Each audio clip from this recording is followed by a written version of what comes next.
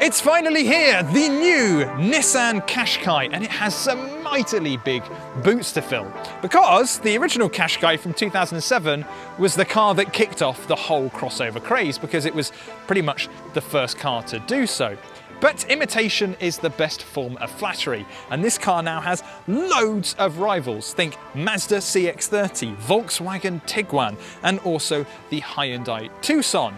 So is this new model worthy of competing with those big names and reclaim its spot at the top of the crossover pile? Well, today we're gonna find out. But before I get into the review, you know what to do by now. Hit the like button and subscribe, because we've got plenty more awesome videos just like this one.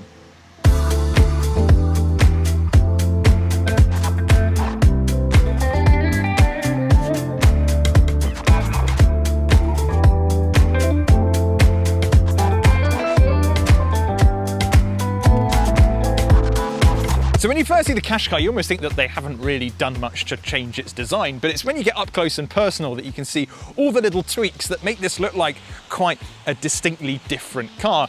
The front end, for instance, has that really sharp V for the LED headlights, and there's also a bigger grille than before to give it more of a road presence. And down the side, you've got this really cool line, which sounds really boring, but it runs from the very front to the very rear, and it's kind of the only crease that's down here, other than this one right here.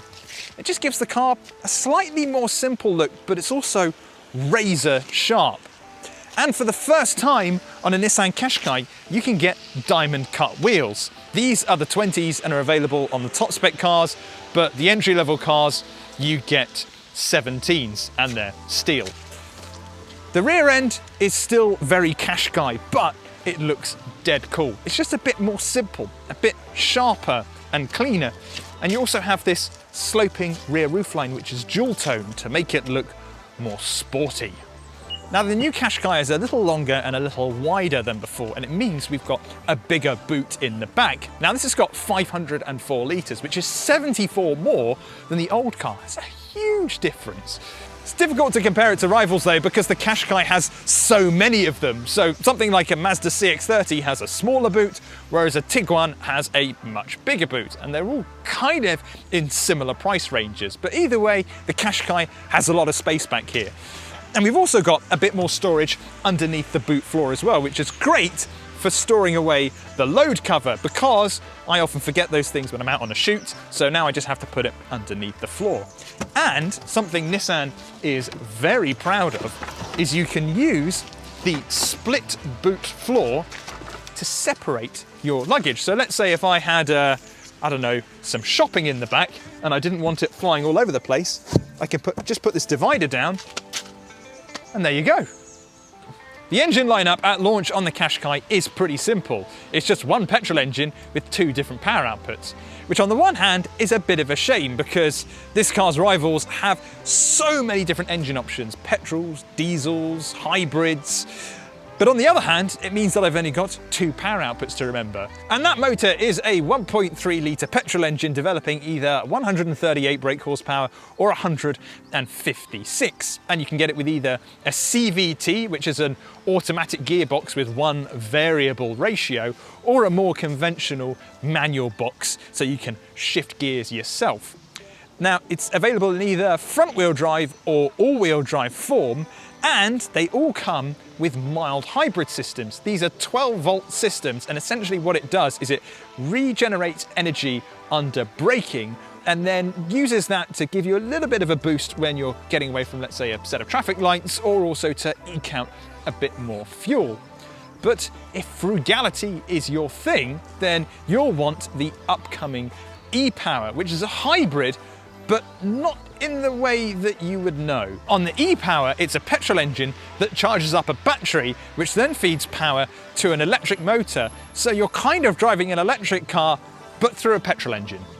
The interior is a huge improvement over the old car, and it feels much more premium and, dare I say, even a little bit more luxurious. And that's because they've gone for some really smart design choices here. I really love this kind of wood effect around the center console and on the dashboard that's been inspired by a type of Japanese wood. And this car has the leather trim on it as well. So we've got leather around the center console, on the dashboard, and these lovely quilted leather seats, which is just so funny to see in a Nissan Qashqai. The steering wheel is also a really nice improvement, and it's dead simple, really thin stalks with nice buttons on them that are really well damped, and the leather itself around it feels lovely. Couple of paddles on the back as well. This is the CVT gearbox, so we can go up and down the faux gears with these paddles on the back of the wheel. There are also physical buttons on the dashboard because Nissan customers prefer them to touch controls, and I'm along with them. And that works nicely with an infotainment screen, which again has physical shortcut buttons. Of course, there are many different trim levels, and there are some notable differences between them. That being said, they're all really well equipped and come with a really decent tech list. All but the entry-level cars get a 12.3 digital instrument cluster, and it looks really sharp and slick. And that's accompanied by a 10.8-inch head-up display, which Nissan says is one of the biggest in the business. There are also 3 different infotainment screens, a 7, 8 and 9-inch panel, which seems a little bit much in all fairness, but the 9-inch panel is a huge improvement over the old car, and it's the one that we see right here. But it can still feel a little bit clunky here and there. It also comes with the rear-facing camera, and some models actually get ambient lighting, which is very futuristic and luxurious. Apple CarPlay and Android Auto also come bundled in for free no matter which car you go for, but it's only the higher level cars that offer wireless connectivity. We've also got a wireless charger, so you can charge your phone on the go without having to plug it in. Although if you do want to plug it in, there are a couple of USB ports under the armrest. One's a USB-C, the other is a regular USB port, and there are little kind of ducts here so you can feed the cables through, and also 2 very decent side cup holders as well. All in all though, a huge improvement up front. Fun fact, the doors on the Qashqai open at a near 90-degree angle, so if you're a family person, it's easier to get children's stuff in and out of the back. And speaking of the back, it's a big improvement over the last car. You're going to see a bit of a running theme with that through the rest of this video.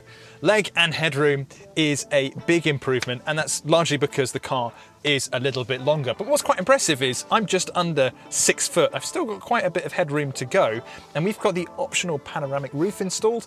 Now that usually cuts into headroom by a fair amount, but still, I've got plenty of space still to go.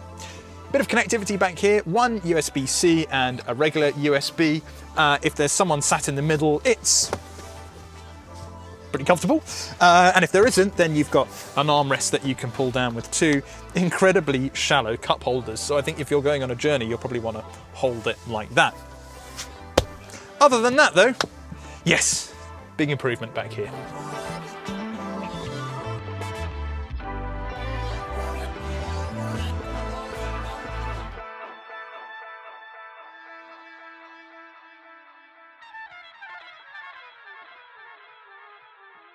Well, this has been a bit of a long time coming, hasn't it?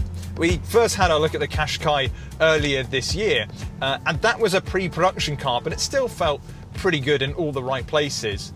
But now we're in the proper launch car. Now, when I first got in the Qashqai, it made a fantastic first impression because it just feels so much nicer in here than the previous version does. And the same can be said for the way it drives. My goodness, this is a really sweet handling car. Yes, it's not going to be the greatest driver's car there is out there, but it just feels a bit tighter. It feels a bit sharper to respond. Now, all that is irrelevant in a crossover, but if you're driving this every day, it all adds up. You're going to want a car that's intuitive to drive. Now, remarkably, we actually have the CVT gearbox in this car, and I'm not the biggest fan of CVTs, but this one's pretty good. It kind of just feels like a regular automatic. You can go through the faux gears if you want to, but just leaving it in auto, it does a superb job. You can change the characteristics of the car as well through the driver mode. So at the moment I've got it in eco, which means that we're basically sipping away at fuel.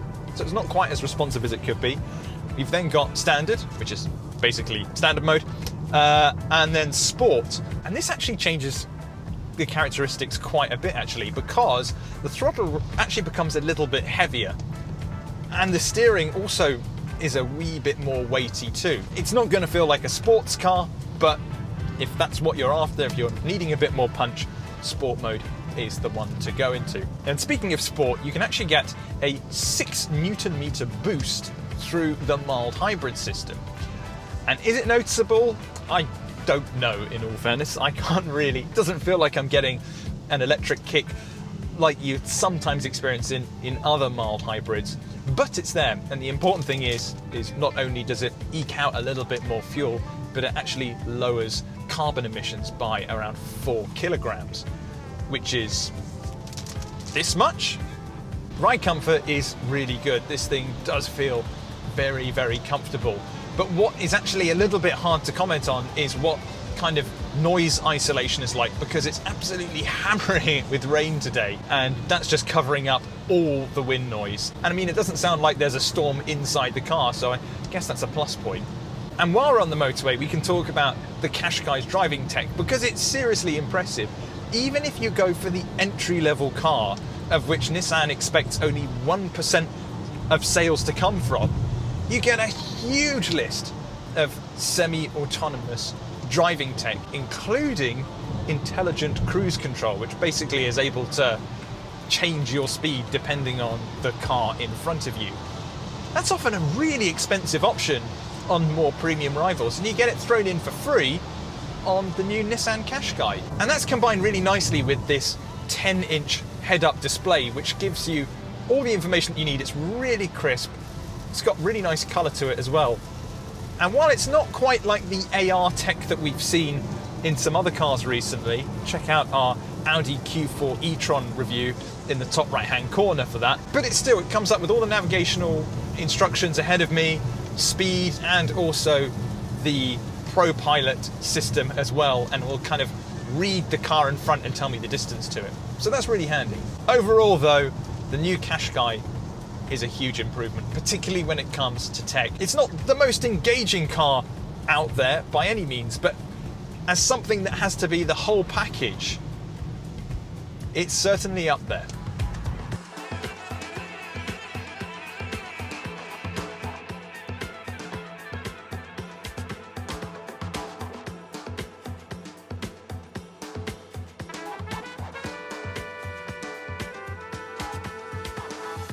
If you loved the previous Qashqai, then you're going to be a fan of this new car, because it is a serious improvement over its predecessor.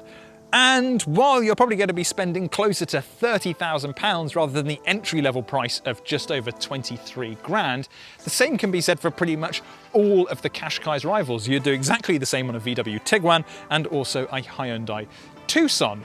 But of course, if you've got a hankering for a Qashqai, but that seems just like a little bit too much, we've got plenty of new and used deals on Qashqais over at yesauto.com.